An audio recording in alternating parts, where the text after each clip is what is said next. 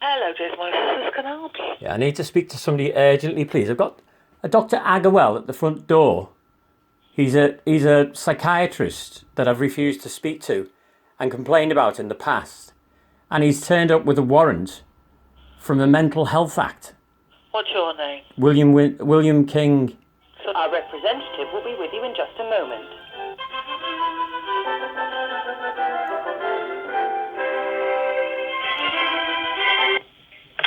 Hello, can I help you?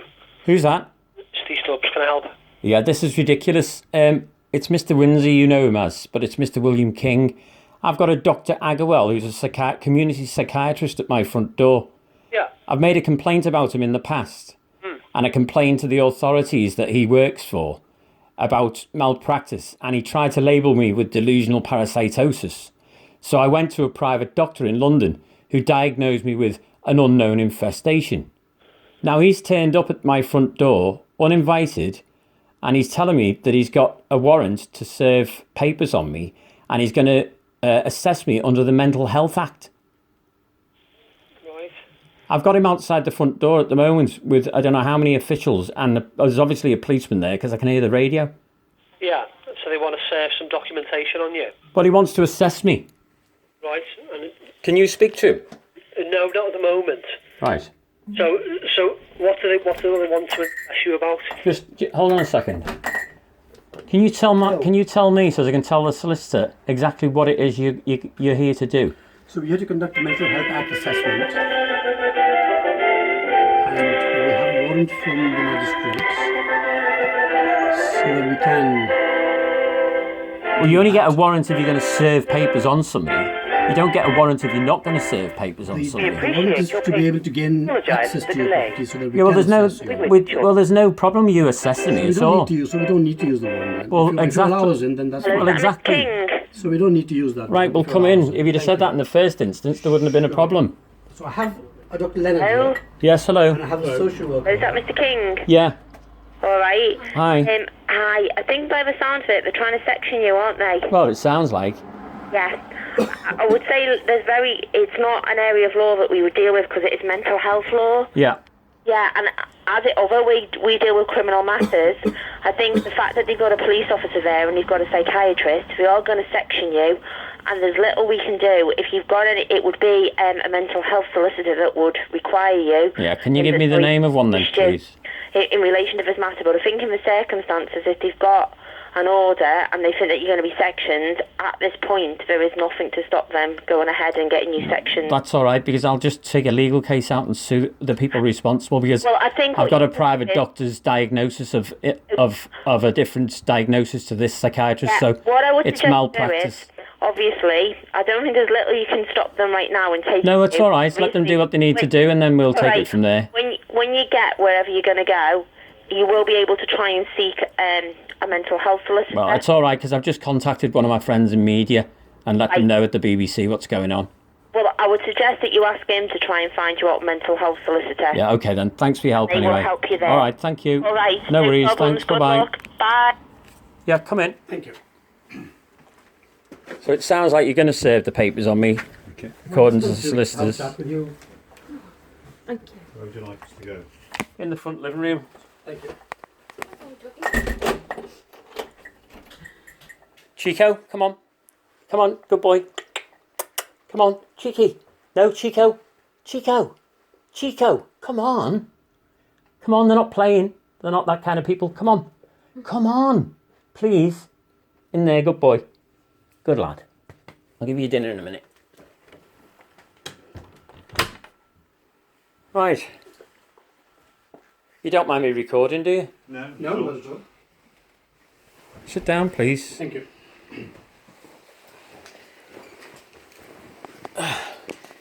I'm sorry we've come unannounced like this. Well, you've only made me more ill than what I already am at the moment. No, I understand. And it's never pleasant when we have to do something like this. But we've taken this course of action because we seem to think there wasn't any alternative left to us, really. Who's we? We You or we? As in we. As Is this not a personal vendetta because I made a complaint about you? Not at all. Well, why would you do this otherwise when I said I don't want any more to do with the community psychiatrist? Sure. Why would you think that there's something wrong mental health wise? So that's our diagnosis, that we think you do have a mental health problem. How can you diagnose that from a meeting with me? You were perturbed and very, very annoyed with me because I recorded our meeting the last time. Correct. And you said to me that you weren't happy. And I said to you, I'm not happy that you're labelling me with delusional parasitosis. Correct. Because you've sided with Dr. Hobbs and the Liverpool School of Tropical Medicine is probably Professor Janet Hemingway. Now, I know that you've spoken to these people, and it's a conspiracy between the three of you or four of you, however many there are involved. And I can prove that. I didn't research people for a living in media for many, many years, not to know what's going on. I'm quite astute when it comes to understanding what people are doing. And you at the moment are playing your cards against me because you weren't happy with me complaining about you to your bosses. You weren't happy about me recording the conversation with you. You weren't willing to listen to me. You weren't willing to look at any of the evidence. I've got thousands of people across the world at the moment on my side, and I've been told quite clearly this is not psychological, this is a physical illness. That's professional people. Okay. Not community psychiatrists, no disrespect to yourself. These These are really, really high up people. And I've got paperwork in there from people saying these doctors need to be made aware this is physical, not psychological. When I went to see Dr. Anthony Bewley in London and paid to see him, a private dermatologist, a top man in his field, he then gave me a diagnosis of an unknown infestation. Not delusional, not in the head, Sure. real. So why do you then think there's something wrong with my mental health? Okay, so that's, we may have to agree to disagree on our opinion about this. Our feeling is that this is delusional parasitosis, and it's my view, it's the view of the School of Tropical Medicine, it's the view of the psychiatrists you saw in London at the Maudsley. If you remember at St Thomas and Guy's, No, you saw a psychiatrist no, there. it wasn't because nobody's done any tests. That is our view, and you may not agree with that, and I accept that you don't agree with that. So what we'd like to do is we think you're in distress with what's happening to you. You have. I'm not in distress. You seem to be. I'm not in distress at all. You I'm annoyed with the medical association and the professionals that are trying to label me with something that it most definitely is not. And if you're trying to undermine me and make me more ill than what I am, because this condition is real, the lesions that come out on my skin are real. What we'd like to propose, which is what we did in June when I saw you in my clinic, Yeah. is to try on some antipsychotic medication. I'm not taking medication that's going to start affecting the brain. You're not messing with the neurons in my head because I'm not mentally ill. That's what we'd like to recommend, and we have done. And I think that position doesn't change, I'm afraid. That's what we'd like. And we think that could help you. It might not, but it could. I'm not having mights and might be's. People either make a straightforward diagnosis and say it's this or it's this, or they don't. The diagnosis is what it is, which is that of delusional parasitosis. There's been no tests to do with blood tests to check the serology of my bloods to find out whether there's other underlying symptoms, i.e. Lyme's disease, Morgellons. None of those tests have been done, so you cannot rule those out. You cannot make a diagnosis, a proper diagnosis, without ruling everything else out first. And that's never been done.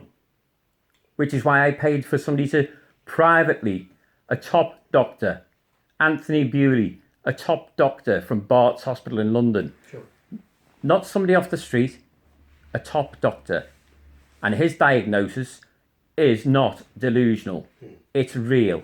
It's called an unknown infestation because the man studies Morgellons disease.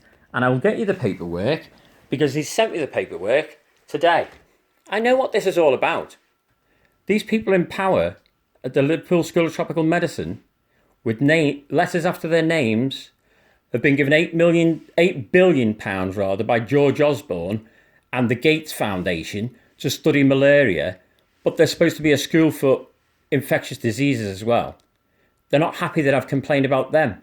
So this is all ganging up on Billy. Let's gang up on him. Let's say he's got delusions of parasitosis, and we'll silence him. We'll scare the life out of him. In doing so, he won't mention it again. It doesn't wash with me. Whatever you're doing and whatever you're trying to do, the BBC are well aware of what's going on. Sure. Well aware. Sure. And I will go public because it's not right. Okay. What you're doing to me is not right now. This is intimidation. This is a breach of my human rights. This is infringement on my life, my own personal life. You were asked to leave me alone. I told you I wasn't happy with your diagnosis the last time. You're using your power as a psychiatrist to overrule me. And it's not right.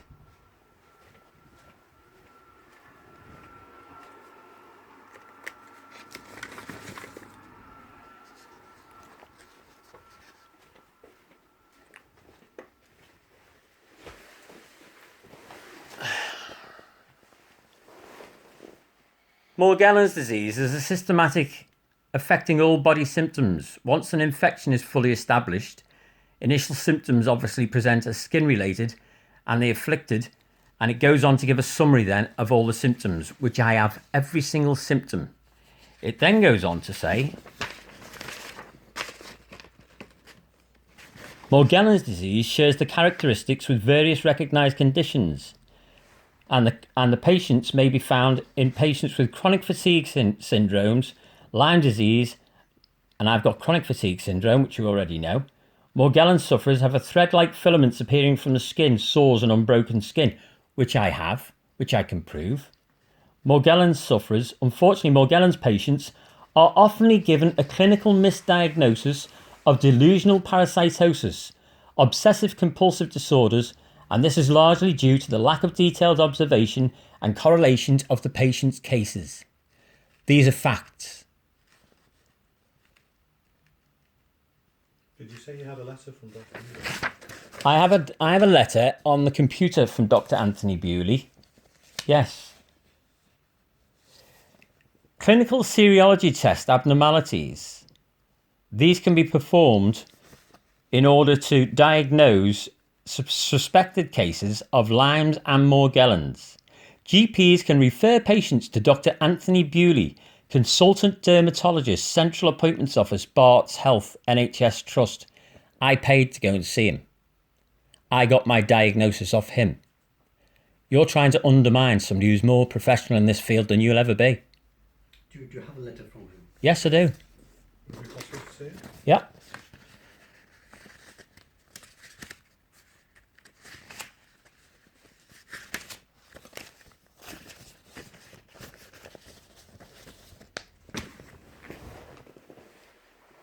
What were your two names? Sorry. I'm Dr. Leonard. And are you a psychiatrist as well? No, I'm a GP. Okay. And where are you based? Southport. And you... Debbie Cook, a social worker. Okay.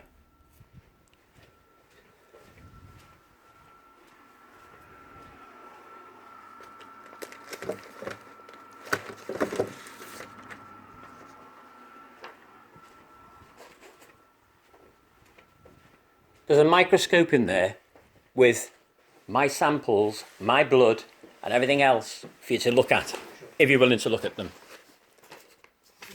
Have you lost any weight recently? I've lost tons of weight. How much? I've lost about a stone since this has been going on.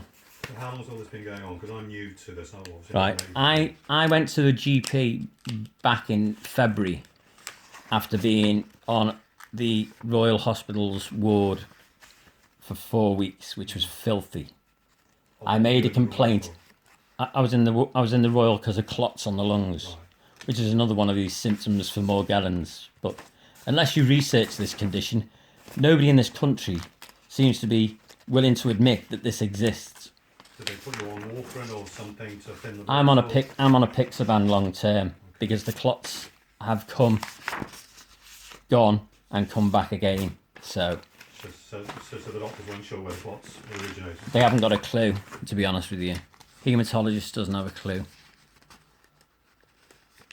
Anyway, subsequently, after spending 4 weeks on a filthy ward in the Royal, I made a complaint via email at the time from the hospital bed that I was next to a human waste bin, and it was literally within a foot of the bottom of my bed.